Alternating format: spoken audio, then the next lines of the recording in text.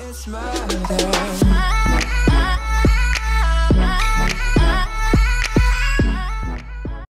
Hello everyone, welcome to another video. Today we're going to teach you guys how to play Magic the Gathering Arena. Now this is a beta game, it's been beta for a while now, and you need access code to be able to even enter the game, but you can get those access codes online if you really wanted to.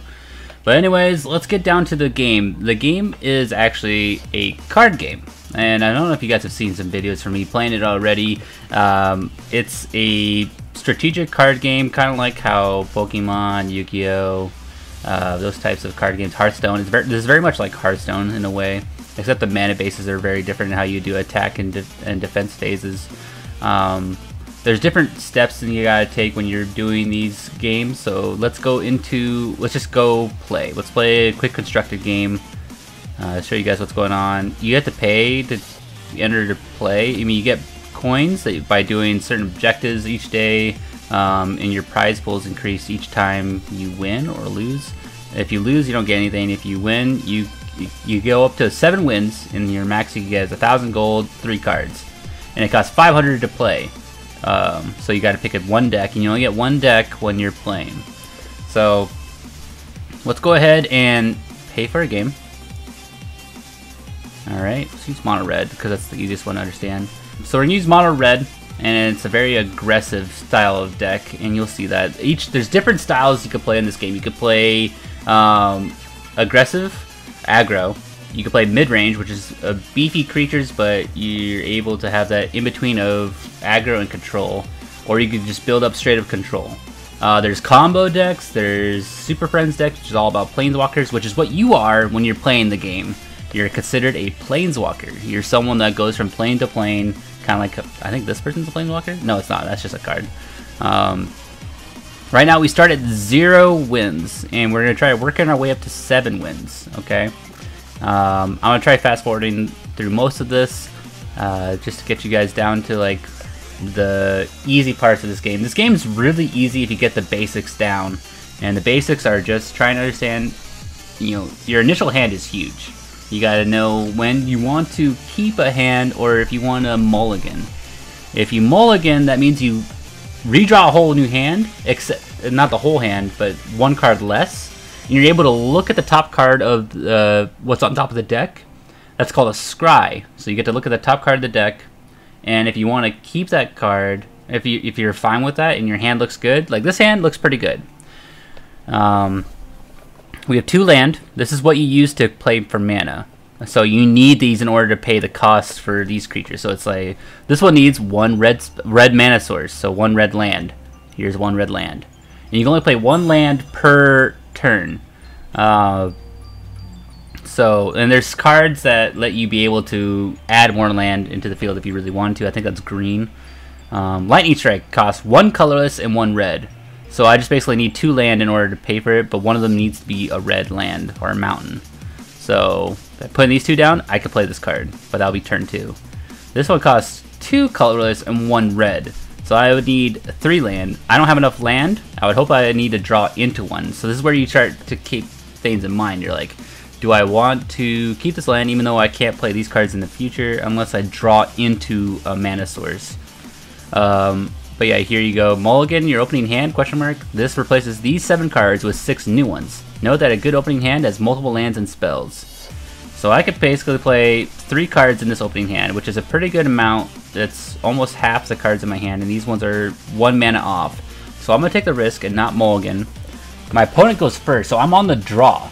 So he doesn't get to draw. When it's the opponent's turn, he doesn't get to draw. So you just put down a land that comes in tapped. So he can't use this mana source, he'll use it next turn. We didn't draw into land, but we're going to be able to play this Soulscar Mage. So let's go ahead and do that. And Soulscar Mage does, these have different abilities. So creatures have abilities, they have attack and toughness. So I have 1 attack, 2 toughness. I can attack, and my opponent can choose whether they want to defend or not.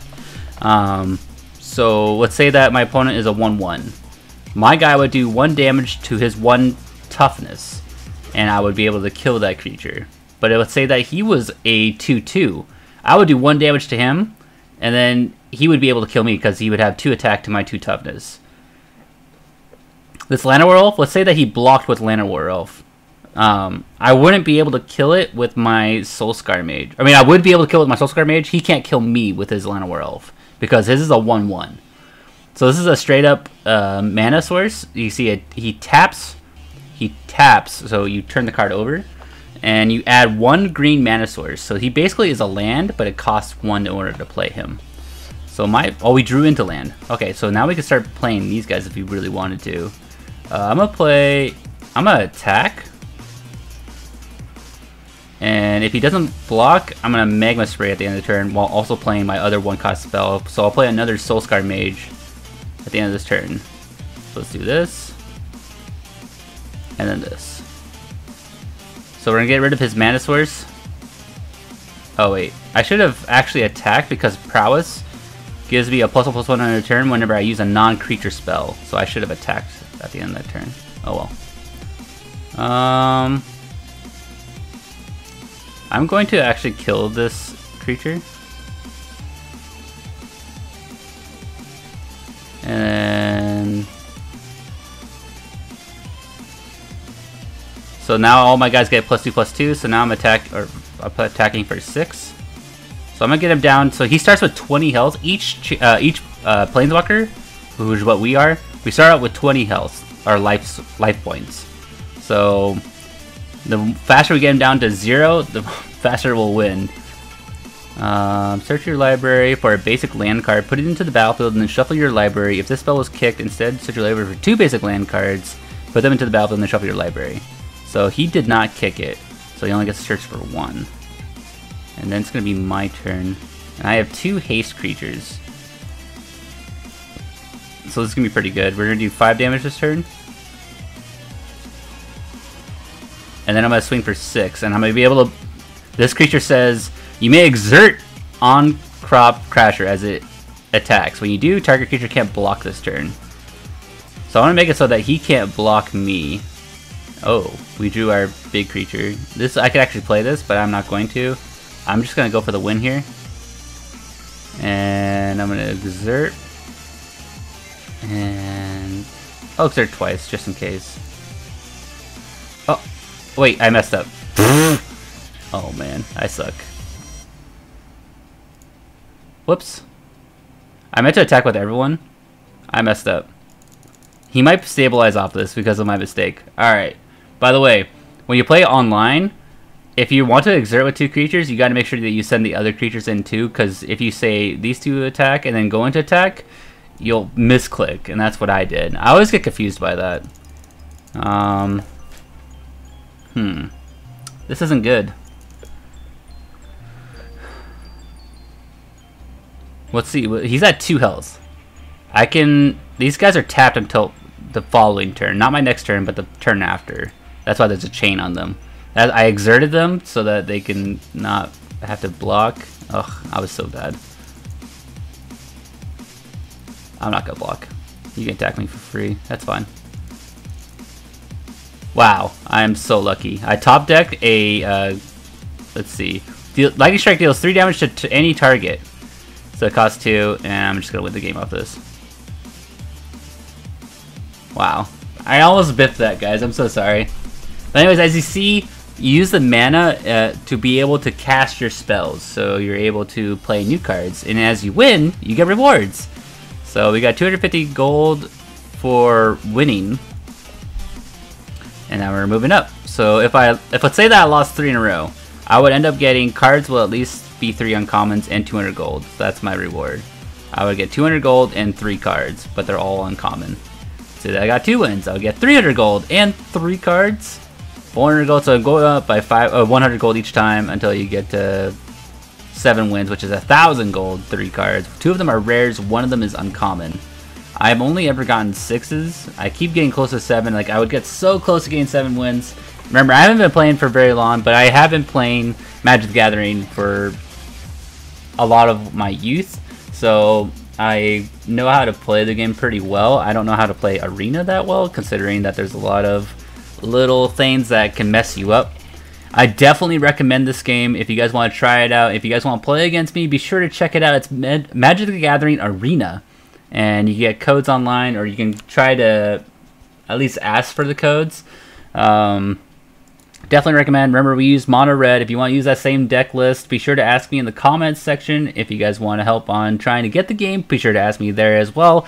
Hope you guys really enjoyed. Hope this game actually makes a little bit of sense. It's pretty straightforward. You get mana, you play your cards. Make sure that you go through a draw step. You draw a card. That's step 1, and then you after you draw your card, you look at your hand. You play down a mana. Then you see if you can play anything else that turn. If not, pass the turn. Then he does whatever he wants, or she. And it goes back to your turn, play down another mana source, and then play a spell. You go into main phase, then you go into combat. Combat lets you either attack their creature or attack them. And if you try attacking them, you just try attacking. They choose if they want to block with a creature or not. Or they want to respond with their own instant or sorcery. So they have instants and sorceries in this game. There's creatures, instants, sorceries, enchantments, artifacts, planeswalkers. Pretty sure that's it. And then there's tokens, which are there's other creature types and stuff like that. Instant spells happen instantaneously. You can choose whenever you want to do that in response to something, or if you want to do that just something at the end of their turn. Sorcery spells, you have to do it on your turn and at main phases. You can't do it instantly during combat or anything like that. So you have to do main phase 1 or main phase 2. You can use sorcery spells. Cast creatures, main phase 1 or main phase 2. You can't cast them during combat unless they have flash in their ability. There's just little things that you need to do. Like, it's not just mono red. There's green, there's white, there's black, and blue. So there's 5 colors: red, green, black, white, blue.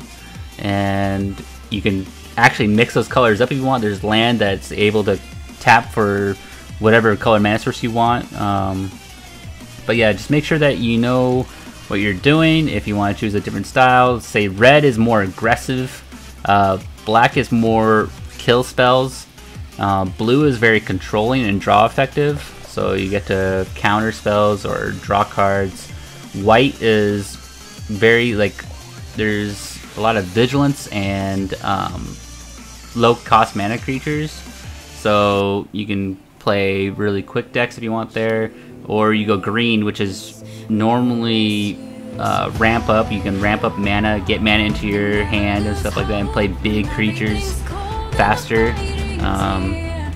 But yeah, if you guys want to try this game out, if you guys want to figure out more on how to play this game, be sure to check out more videos of me playing this, and I'll see you guys next time. IAmMurdrface, sign out. Later, guys.